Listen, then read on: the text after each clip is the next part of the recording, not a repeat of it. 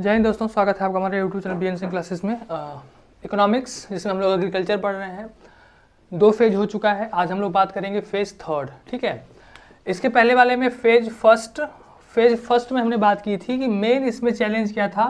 Main challenge था इसमें कि जो हमारी पॉपुलेशन है, पॉपुलेशंस को फूड ग्रेन्स मिल सके, यानी कि उनको खाने के लिए अनाज मिल सके। ठीक है, और जो हमारा ग्रीन रेवोल्यूशन की वजह से ये हमारा जो मतलब चैलेंज था उसको हमने पार कर लिया। ठीक है, ग्रीन रेवोल्यूशन। सेकंड में आते आते क्या हो गया कि अब जो फूड ग्रेन्स थे, जो हमारे मतलब कह सकते हैं कि जो एग्रीकल्चर था वो अब इकोनॉमिकली देखा जाने लगा। मतलब एक तरह से कह सकते हैं तो अब पैसे की मतलब एक तरह से देखें तो ये मतलब एक तरह से बिजनेस का रूप ले लिया था। ठीक है, जिसमें मेनली पैसे जो थे, मतलब जो हमारा फूड ग्रेन्स थे वो कॉस्टली होते जा रहे थे, क्योंकि इनका जो प्रोडक्शन कॉस्ट था वो बढ़ता जा रहा था। इन पे जो इनपुट थे वो ज़्यादा महंगे होते जा रहे थे, जिसके वजह से जो आउटपुट था वो और महंगा होता जा रहा था, जिसके वजह से जो फूड ग्रेन्स थे वो गरीब आदमी से पहुँच से दूर होते जा रहे थे। और जो फूड ग्रेन्स थे, मतलब हमारे पास सरकार के पास जो स्टोरेज थे बहुत ज़्यादा थे, लेकिन फिर भी लोगों की भूख जो थी वो मिट नहीं रही थी। मतलब लोगों के पास अनाज पहुंच नहीं रहे थे, कहने का मतलब ये था। तो इस चैलेंज को हमने पार किया। अब हम लोग बात करेंगे आज फेज 3 की। ठीक है, अब देखिए 1980s खत्म होते होते हम लोग देखेंगे तो 1980s के बाद और एक तरह से देखें तो 3rd फेज स्टार्ट होता है। ठीक है, ग्रीन रेवोल्यूशन ने हमारा जो फूड ग्रेन्स पैदा करने की जो क्षमता थी उसको बढ़ाया, लेकिन ग्रीन रेवोल्यूशन की वजह से बहुत सारी समस्याएं भी आईं। ठीक है, बहुत सारी प्रॉब्लम्स भी फेस करनी पड़ी।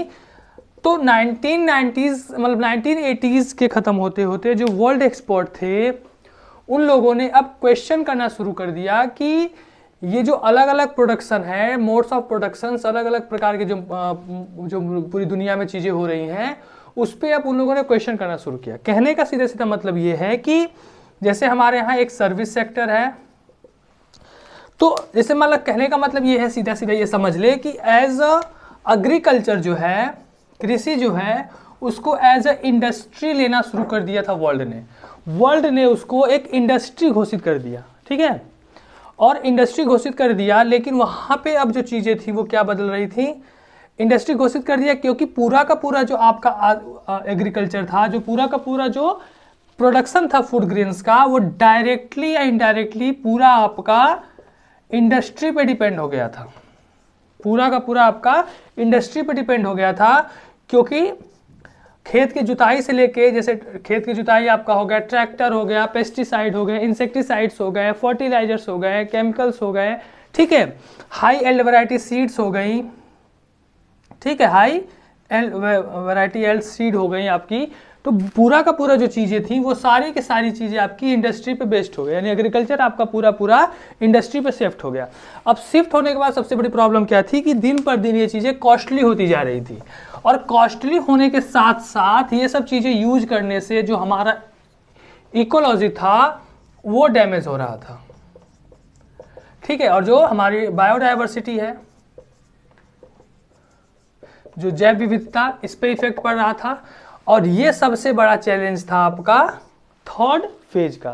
ठीक है, अब 3rd फेज का सबसे बड़ा जो प्रॉब्लम था, जो डैमेज ऑफ इकोलॉजी, बायोडाइवर्सिटी, इन सब को प्रॉब्लम फेस करने से जो वर्ल्ड थी, जो दुनिया के जो लोग थे, वो अब जो चीज़ें थी, जो पूरा का पूरा आपका जो एग्रीकल्चर था जो केमिकल पे बेस हो चुका था, यानी कि फर्टिलाइज़र, ठीक है, जो आपका यूरिया होता है, डाई होते हैं, ये सब चीज़ें होती हैं, और इसके अलावा आपका जो पेस्टिसाइड्स हो गए, इंसेक्टिसाइड हो गए। ठीक है, अब इन सब चीज़ों से ये लोग शिफ्ट होके ऑर्गेनिक एग्रीकल्चर पे शिफ्ट हो गए, यानी कि अब जो एग्रीकल्चर होगा, जो खेती होगी, जो आपके क्रॉप्स होंगे, वो अब ऑर्गेनिक तरीके से उन्हें पैदा किया जाएगा। ठीक है, जो कि हमारे इकोलॉजी या हमारे बायोडाइवर्सिटी के लिए एक प्रॉब्लम नहीं होगा। ठीक है, अब भारत एक नया चैलेंज फेस कर रहा था कि हमें किसी भी तरीके से हमारे एनवायरमेंट, ठीक है, जो हमारा एग्रीकल्चर है वो इको फ्रेंडली होना चाहिए।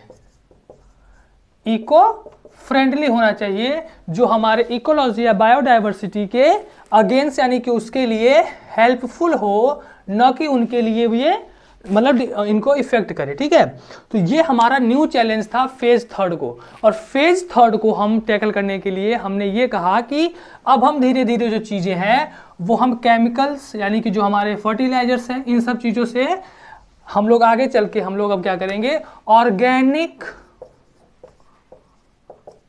ठीक है, ऑर्गेनिक एग्रीकल्चर पे शिफ्ट करेंगे। ऑर्गेनिक एग्रीकल्चर का शिफ्ट का मतलब क्या होता है, इसमें सीधे सीधे जो हम केमिकल फर्टिलाइजर यूज करते हैं, केमिकल फर्टिलाइजर की जगह पे हम लोग कंपोस्ट यूज करेंगे।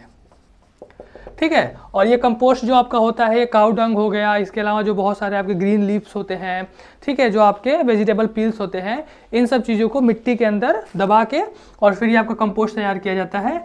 और इससे हमारे एनवायरनमेंट को या हमारी इकोलॉजी बायोडाइवर्सिटी को कोई भी इफेक्ट नहीं पड़ता, कोई भी से प्रॉब्लम नहीं होता है। ठीक है, तो ये हमारा फेज थर्ड का चैलेंज था और फेज थर्ड को टैकल करने का सबसे इसी आसान तरीका है ऑर्गेनिक खेती।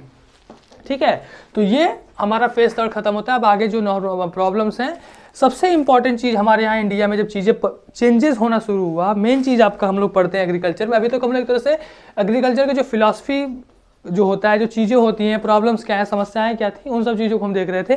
मेन हम लोगों का सेशन स्टार्ट होगा कल से, और कल से हम लोग बात करेंगे land reforms in India, land reforms in India. ठीक है, क्योंकि जब तक हमारा लैंड रिफॉर्म नहीं होगा तब तक हम एग्रीकल्चर को उस लेवल तक नहीं ले जा सकते जिस लेवल पर हमें चाहिए, क्योंकि देश की आज़ादी से पहले हमारे यहाँ पूरा का पूरा जो सिस्टम था वो जमींदारों के हाथ में था, और जो हमारे खेत थे वो छोटे छोटे पार्ट में डिवाइडेड थे, जिनसे कि हम अच्छे से खेती नहीं कर सकते, वहाँ पे कोई चीज़ प्लांट नहीं कर सकते, इन्वेस्ट नहीं कर सकते।